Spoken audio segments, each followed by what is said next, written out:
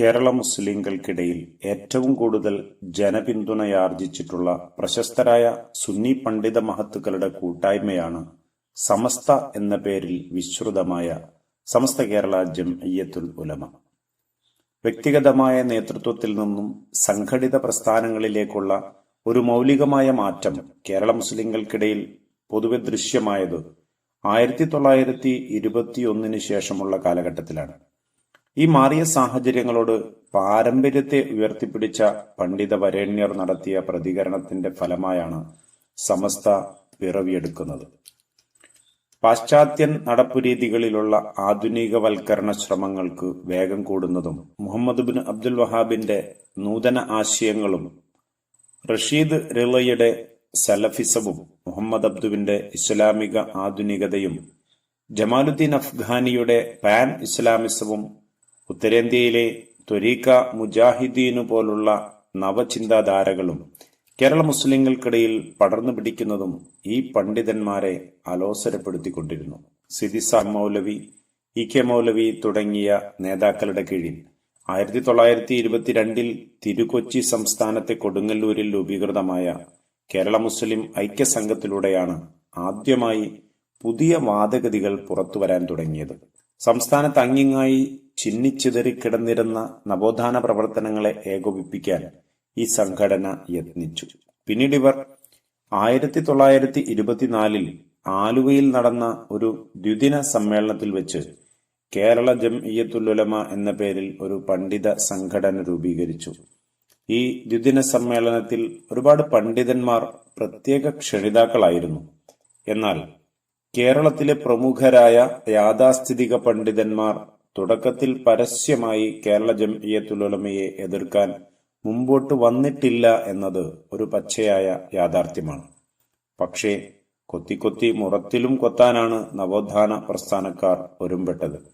പൊന്നാനിയിലെ മഖ്ദൂമിങ്ങളുടെ കാർമ്മികത്വത്തിലുള്ള മഹാന്മാരായ പണ്ഡിത മഹത്തുക്കളുടെ മാർഗനിർദ്ദേശങ്ങൾക്ക് കീഴിൽ പുഷ്കലമാവുകയും നൂറ്റാണ്ടുകളായി മുസ്ലിങ്ങൾ നിരാക്ഷേപം അനുവർത്തിച്ചു പോരുന്നതുമായ പാരമ്പര്യ ഇസ്ലാമിനെ ആക്രമിക്കാൻ ഇവർ തങ്ങളുടെ സംഘടനാവേദികൾ മെല്ലെ മെല്ലെ ഉപയോഗപ്പെടുത്താൻ തുടങ്ങി. നിരവധി ഇസ്ലാമിക ആചാരാനുഷ്ഠാനങ്ങളെ ഇവർ ശിർക്കും ബിദ്അത്തുമായി പ്രഖ്യാപിക്കുകയും നൂറ്റാണ്ടുകൾ പഴക്കമുള്ള കേരള മുസ്ലിങ്ങളുടെ പരമ്പരാഗത മൂല്യങ്ങളെ അനിസ്ലാമികമായും വ്യതിയാനങ്ങളായും ചിത്രീകരിക്കുകയും ചെയ്തു. ഇത്തരമൊരു നിർണായക ഘട്ടത്തിൽ കേരളത്തിലെ ഇസ്ലാമിക പാരമ്പര്യത്തെ സംരക്ഷിച്ചു നിർത്തേണ്ടതിന്റെയും പുതിയ വ്യാഖ്യാനങ്ങൾക്കെതിരെ സന്ധിയില്ലാ സമരം ചെയ്യേണ്ടതിന്റെയും അനിവാര്യത ഇവിടുത്തെ സച്ചരിതരായ പണ്ഡിതന്മാർക്ക് ബോധ്യപ്പെട്ടു.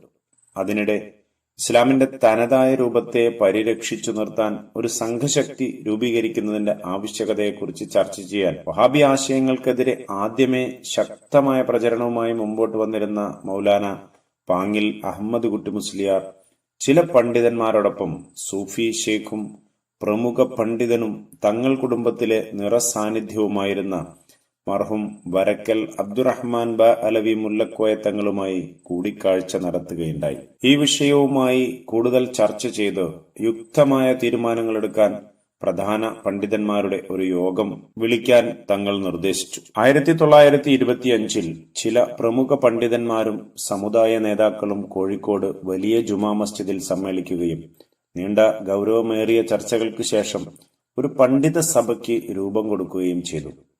KP മുഹമ്മദ് മീറാൻ മുസ്ലിയാർ, പാറോൾ ഹുസൈൻ മൗലവി എന്നിവർ യഥാക്രമം സംഘടനയുടെ പ്രസിഡന്റ്, സെക്രട്ടറിമാരായി തെരഞ്ഞെടുക്കപ്പെട്ടു. ഒരു വർഷത്തിനു ശേഷം 1926 ജൂൺ 26 സെയ്ദ് ശിഹാബുദ്ദീൻ ചെറുകുഞ്ഞിക്കോയ തങ്ങളുടെ നേതൃത്വത്തിൽ സംസ്ഥാനമൊട്ടുക്കുമുള്ള പ്രശസ്തരായ പണ്ഡിതന്മാർ പങ്കെടുത്ത ഒരു മഹാസമ്മേളനം കോഴിക്കോട് ടൗൺ ഹാളിൽ നടക്കുകയുണ്ടായി. പ്രസ്തുത കൺവെൻഷൻ നിലവിലുണ്ടായിരുന്ന താൽക്കാലിക പണ്ഡിത സഭയെ പുനഃസംഘടിപ്പിക്കുകയും സമസ്ത കേരള ജംഇയ്യത്തുൽ ഉലമ എന്ന പേരിൽ അതിന് സമ്പൂർണമായ സംഘടനാരൂപം ആവിഷ്കരിക്കുകയും ചെയ്തു.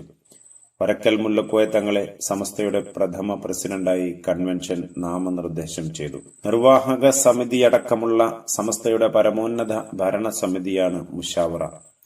ഇസ്ലാമിനെക്കുറിച്ചുള്ള അവഗാഹം, മതപരമായ സൂക്ഷ്മത, വിശ്വാസ്യത, അർപ്പണബോധം തുടങ്ങിയ ഗുണങ്ങളെ അടിസ്ഥാനപ്പെടുത്തി തെരഞ്ഞെടുക്കപ്പെടുന്ന അതാത് കാലത്തെ ഉന്നതരായ 40 പണ്ഡിതന്മാരാണ് മുശാവറയിലുള്ളത്. സമസ്തയുടെ ഭരണഘടനയനുസരിച്ച് സംഘടനയുടെ പ്രധാന ലക്ഷ്യങ്ങൾ ഇങ്ങനെ സംഗ്രഹിക്കാം.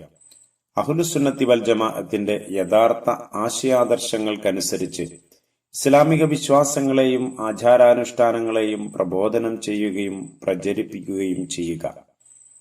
അഹ്ലുസുന്നത്തി വൽ ജമാഅത്തിന്റെ ആശയാദർശങ്ങൾക്കെതിരെ പ്രവർത്തിക്കുന്ന സംഘടനകളെയും അവരുടെ കുപ്രചരണങ്ങളെയും നിയമാനുസൃതമായി എതിർക്കുകയും ചെറുക്കുകയും ചെയ്യുക.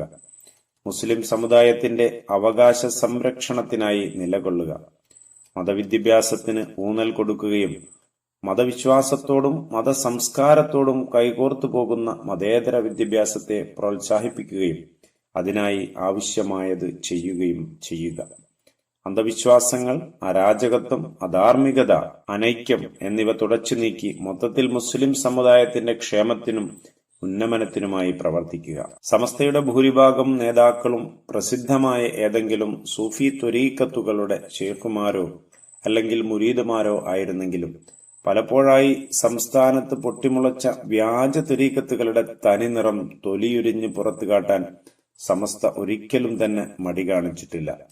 പ്രവാചകത്വം വാദിച്ച മിർസ അഹമ്മദ് ഖാദിയാനിയുടെ അനുയായികളായ ഖാദിയാനികൾ ഇസ്ലാമിക വൃത്തത്തിൽ നിന്നും പുറത്താണെന്ന് ആദ്യമായി ലോകത്തോട് തുറന്നു പറഞ്ഞത് ഇസ്ലാമിക സംഘടനയായ സമസ്തയാണ്. നൂതനാശയങ്ങളിലൂടെയും ജീവകാരുണ്യ പ്രവർത്തനങ്ങളടക്കമുള്ള ആകർഷകമായ പ്രബോധന രീതികളിലൂടെയും തബ്ലീഗ് ജമാഅത്തുകാർ കേരളത്തിലെ മുസ്ലിം പൊതുജനത്തെ കെണിയിലകപ്പെടുത്താൻ ശ്രമിച്ചപ്പോൾ സമസ്ത അവർക്കെതിരെയും ശക്തമായി ശബ്ദിച്ചു.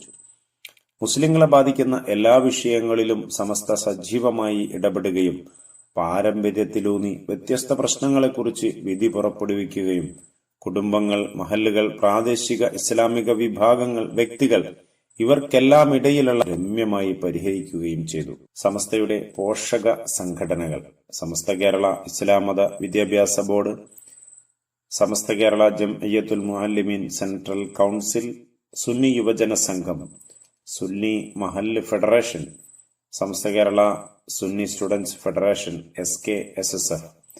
ഇതുകൂടാതെ സുന്നി ബാലവേദി, സമസ്ത കേരള ഇസ്ലാം മത വിദ്യാഭ്യാസ പരീക്ഷാ ബോർഡ്, സമസ്ത കേരള മദ്രസ management association, Samastha Kerala Muslim employees association, Jamiyyathul മുഫത്തിശീൻ എന്നീ പോഷക സംഘടനകൾ കൂടി സമസ്തയുടെ കീഴിൽ പ്രവർത്തിച്ചുകൊണ്ടിരിക്കുന്നു.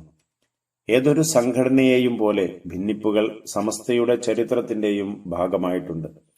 60കളിൽ തബ്ലീഗ് ജമാഅത്തിനെതിരെ സമസ്ത കൈക്കൊണ്ട തീരുമാനത്തിൽ പ്രതിഷേധിച്ച് ചില പണ്ഡിതന്മാർ സമസ്ത വിടുകയും അഖില കേരള ജംഇയ്യത്തുൽ ഉലമ എന്ന സംഘടനയ്ക്ക് രൂപം നൽകുകയും ചെയ്തു.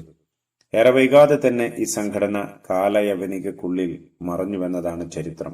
പ്രാർത്ഥനകളിൽ ഉച്ചഭാഷിണി ഉപയോഗിക്കുന്നത് മതവിരുദ്ധമാണെന്ന് സമസ്തയിലുണ്ടായിരുന്ന ശ്രദ്ധേയനായ ഒരു സാരഥി അഭിപ്രായപ്പെട്ടപ്പോൾ സമസ്ത ഔദ്യോഗികമായി അദ്ദേഹത്തിന്റെ നിലപാടുകളെ എതിർത്തു. തൽഫലമായി അദ്ദേഹം സമസ്തയിൽ നിന്ന് രാജിവെക്കുകയും കേരള സംസ്ഥാന ജംഇയ്യത്തുൽ ഉലമ എന്ന സംഘടനയ്ക്ക് രൂപം നൽകുകയും ചെയ്തു. ഈ സംഘടന തുച്ഛം അംഗബലത്തോടെയാണെങ്കിലും ഇന്നും നിലനിൽക്കുന്നു. നിരുത്തരവാദപരവും സംഘടനാ വിരുദ്ധവുമായ ചില പ്രവർത്തനങ്ങൾ നടത്തിയതിനാൽ ഏതാനും ചിലർക്ക് ഈ മഹാപ്രസ്ഥാനത്ത് നിന്നും പുറത്തു പോകേണ്ടി വന്നു. വെല്ലുവിളികൾ നേരിട്ടുകൊണ്ട് തന്നെ സംഘടന 10 പതിറ്റാണ്ടായി ഊർജ്ജസ്വലമായി പ്രവർത്തിച്ചു വരികയാണ്. നാഥൻ ഈ മഹാപ്രസ്ഥാനത്തെ അഭിവൃദ്ധിയിലേക്ക് ഉയർത്തട്ടെ. അതിനുവേണ്ടി അക്ഷീണം പ്രയത്നിച്ച മഹാരഥന്മാർക്കെല്ലാം അർഹമായ പ്രതിഫലം അള്ളാഹു നൽകട്ടെ. ആമീൻ. അസ്സലാമു അലൈക്കും. Thank you.